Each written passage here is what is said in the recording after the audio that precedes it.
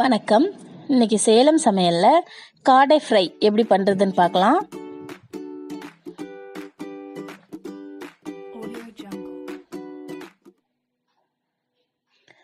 தேவையான பொருட்கள்: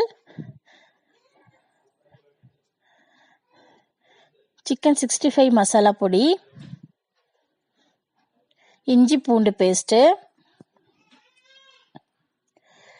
சின்ன வெங்காய பேஸ்ட்டு, மிளகாய்த்தூள், லெமன் ஜூஸ், உப்பு, எண்ணெய். இப்போ காடையை எடுத்துட்டு நல்லா க்ளீன் பண்ணி வச்சுக்கோங்க. வச்சுட்டு அது கறி இருக்கிற இடமா பார்த்து கொஞ்சம் ஸ்லைஸாக கட் பண்ணி விட்டுருங்க. அதிகமாக காடையில் கறி இருக்காது, இருக்கிற இடம் மட்டும் லெக் அந்த மாதிரி இடத்துல மட்டும் இந்த மாதிரி கட் பண்ணி வச்சுக்கோங்க. இப்போ மசாலா தடவும் போது நல்லா சேரும், அதுக்காக தான். நல்லா கட் பண்ணி வச்சுக்கோங்க. எல்லா காடையிலையும் வச்சுக்கோங்க. நான் 6 காடை எடுத்துருக்கிறேன். இந்த மாதிரி எல்லா காடையும் எடுத்து கட் பண்ணிக்கோங்க. 2 ஸ்பூன் இஞ்சி பூண்டு பேஸ்ட் போட்டு நல்லா மிக்ஸ் பண்ணுங்க. மிக்ஸ் பண்ணிட்டு சின்ன வெங்காயம் பேஸ்ட்டு அதுவும் போட்டு நல்லா மிக்ஸ் பண்ணிக்கோங்க.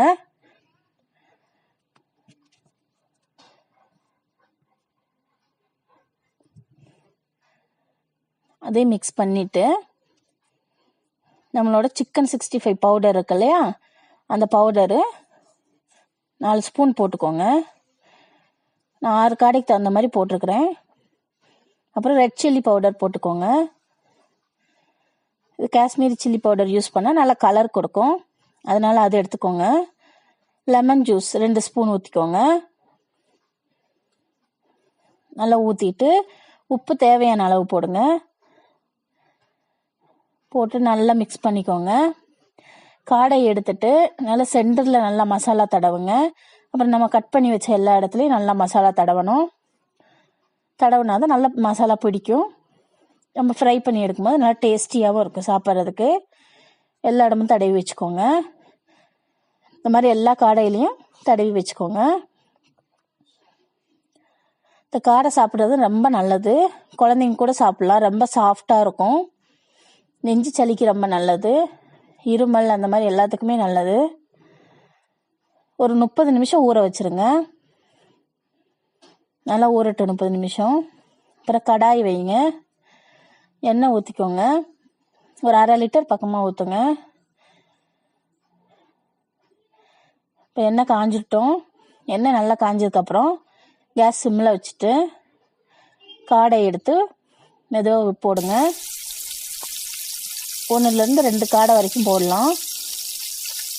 அது ஃப்ரீயாக வேகும், அதுக்காக தான். இப்போ எண்ணெய் பொங்கி வருது கடலை எண்ணெய்னால, நீங்கள் வேறு எண்ணெய் எடுத்துக்கலாம், எந்த எண்ணெய் வேணாலும் யூஸ் பண்ணலாம். இப்போ வேகட்டும். இப்போ ஒரு சைடு நல்லா வெந்துருச்சு. இப்போ அடுத்த சைடு புரட்டி போடணும். திருப்பி போடுங்க. ரெண்டு காடையும் திருப்பி போடணும்.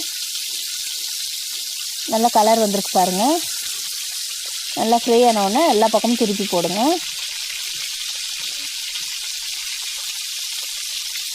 நல்லா வேகட்டும். வெந்ததுக்கப்புறமா நம்ம எடுக்கலாம்.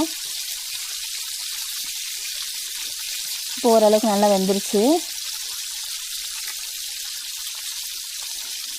இந்த பக்கம் 4 பக்கமாக திருப்பி போட்டு நல்லா வேக வைக்கணும்.